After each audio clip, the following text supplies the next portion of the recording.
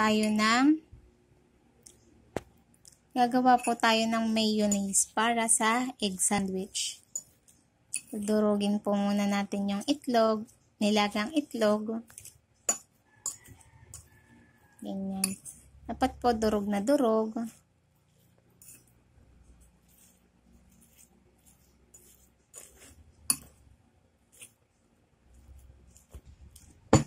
Tapos, yan po. Kulang po kasi yung budget natin para sa yung kulay blue po na mayonnaise. Yan po. Lalagay po natin sa itlog, mayonnaise.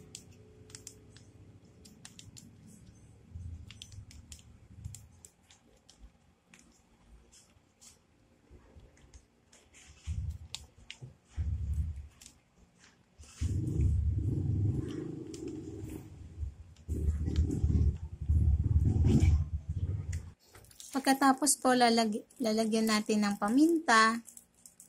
Yan, guys. Tapos po, para maging masustansya, lagyan po natin ng kaunting repolyo. So, guys, yun na po. Meron na po tayong mayonnaise with egg and repolyo.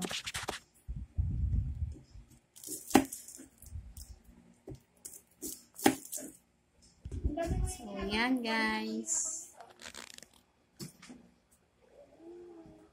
Tanggalin yung mga kalat doon.